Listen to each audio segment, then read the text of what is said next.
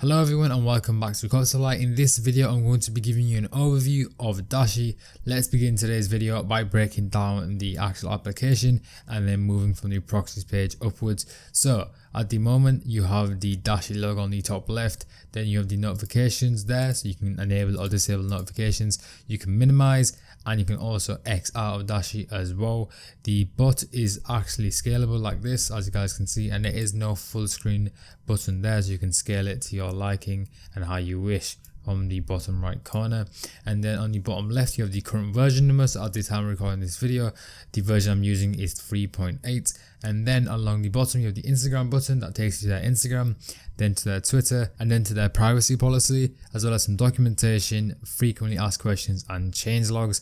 And then you have a button at the bottom that checks for updates, so you hit that button and we'll go ahead and check for some updates. Then you have the capture harvesters, so you can open this window and the capture solver will pop up and it looks like this. You can go ahead and put in a proxy, so instance specific proxy in the formation, IP, port, user and pass. You hit save. Once you've done that, you can hit YouTube to go to YouTube, and you can go ahead and log into YouTube here.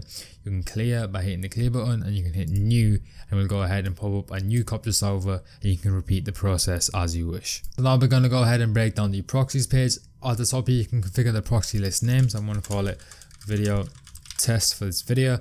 And then you have the input list in the formation, IP, port, user and pass. So I'm going to put the proxy in here. It's grayed out, but you guys can clearly tell there's a proxy there. Now at the bottom you have a drop down to go ahead and delete proxy. So when I hit save on this, it's been created into a list. And as you guys can see, if I go to a drop down, I can now choose video test as a proxy list, so I can hit delete if I wish. However, if I wish to test my proxies, it goes ahead and sends it here. So the ID will go there, the proxy will go there, the username will go there, the password will go there, the speed will go there, and the actions for it will go there. So I'll hit test all, and as you guys can see, my proxy gets put there. The ID is 1, the proxy is there, the username is there, the password is there, and the speed is 523 milliseconds. Alternatively, I can go ahead and retest that, and the speed went up a little to 539 milliseconds, and I can have the delete button there as well. And then I have the clear all button if I wish to clear all my proxies. And moving to the settings page, we have the general section, which is for your monitor delay and error delay. By default, your monitor delay will be 1500 milliseconds and your error delay will be 1500 milliseconds as well. Then for notifications, you can enter your Discord or Slack webhook URL, and then you can hit test and it will go ahead and test it for you. Then you have your quick task section. Here you have a drop down to go ahead and put in your sizing. You can go ahead and scroll through to the sizing that you want, and then for here you have select a profile. We have yet to create a profile, that's why there is no profiles in this drop down, but once we cover the profile section there will be one there. And then your quantity, you can go ahead and edit this as you like. For the advanced section, this is for task management. You can enable console and enable auto clip capture, and essentially what auto clip capture is when a capture is sent from your tasks in the task section. Essentially when a capture is sent to a harvester, it will go ahead and auto click it, and then depending on the score of the email that you're using, it may solve it in one click, or it might ask you to go ahead and solve a puzzle. Then we have the capture source. So right now you have two options: inbot, which is default, that's why the access token and bot API key is grayed out. However, you can choose AYCD, which is AYCD auto solve, and you can go ahead and put your access token and bot API key. And then on this page you can also log out as well if you wish to do that. Then you have the profiles page. At the top here you can go ahead and enter your profile name. Then you have your payment information, email, card holder, card number, month, year and CVV. Then you have your shipping address. And what you can actually do is, if you untick this, you can go ahead and put in a separate billing address, but for the purpose of this overview I'm going to make sure they're both the same by hitting this gets grayed out.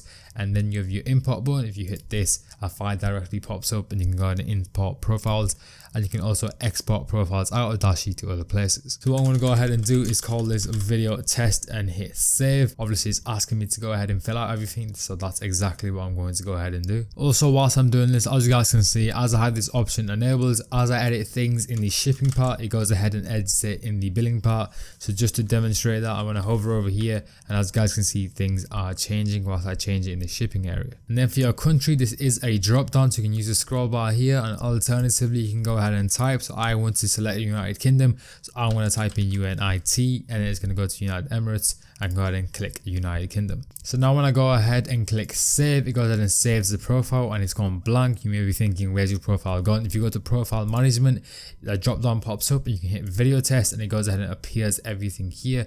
And if you want to go ahead and change everything, so for example, if I want to change my name to Sam, for example, when I hit save, so now everything is blank after I've hit save. If I go back to the drop down and hit video test, all the details come back up, and as you guys can see, my name has been changed, so the save was successful. Now what I'm going to go ahead and do is skip out the create task section. I'm going to come back to that at the end. We're going to hit task management. This is where all your tasks will go in the create task section once you create. So your ID will go here, your store, the product, the size, schedule, the profile, status and actions when a task is here. Then you have your start all, stop all, edit all and clear all buttons, and then your import and export buttons for your tasks. When you hit import, a file directory will pop up so you can import your tasks, and let's say if you have tasks within Dashe that you want to export, then you can go ahead and hit this button.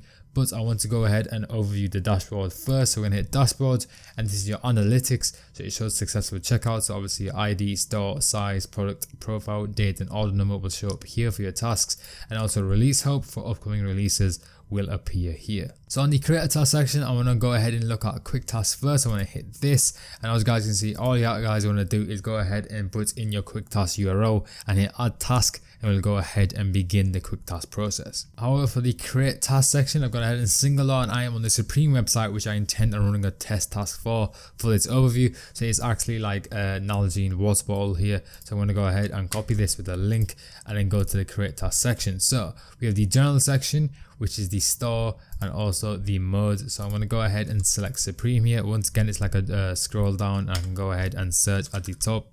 I want to hit Supreme, and then obviously the create task environment will obviously adapt with the site that you're going to choose. So if I were to go back to this drop down, hit X, and I don't know, choose something else, obviously it changes accordingly. However, I want to go ahead and run Supreme, so I'm going to stick to Supreme. For your task details, this has got to do with your sizing. I'm going to hit random, seeing as there isn't a one size option and there is no sizing available at this link. Then select the profile. This is based on the profiles we've made in this overview, so video test will go there. Quantity of tasks, the default is 1, so if I don't change anything, it's only going to create 1, so I'm going to keep it like that. And then for your proxy details, you can select the proxy list, and we know that we have one proxy within video test, so we're going to be using that. And also you can go ahead and use task specific proxy if you don't want to use a proxy list. Then for advanced, you can go ahead and edit the capture priority and also the checkout delay. So for the checkout delay, I'm going to go ahead and put in 750 millisecond based. And then for your skip capture, you can go ahead and do that, so that is capture bypass. However, within the EU for Supreme, that isn't available, and you can also schedule your task based on your local computer timing. So now at the bottom here, you have your add task button, then full size run and full profile run. So those are what that button does. You can use that if you wish. However, I'm just going to click add task, and it goes ahead and adds the task. Now if I go to task management, as you guys can see, the task is ready to go. So once again, to recap, we have the start all button that starts all your tasks, the stop all button that stops all your tasks, the edit all button, so this is like a mass edit. So if I actually hit this, then I have a few options here, and then the clear all button that clears all my tasks, and then once again the import and export button. And then on the actual task, I have the start button, the stop button, the delete button, and also the edit button, and it takes me back to create tasks, so I can go ahead and edit this task. However, when I'm done, I hit this and it takes me back to task management. So I want to go ahead and run a test task here. So I want to go ahead and minimize this a little and click the open window here. Put the capture solver over here so it's all in view. We're going to go ahead and run the task here. So when I run it, going to home page, it's going through the entire process, waiting for capture, getting tickets, waiting for, and it's going to go ahead and loop. And the reason why it's looping is because the payment information is invalid. However, as you guys can see, it works flawlessly. So that concludes the overview of Dashe at Cop.Supply.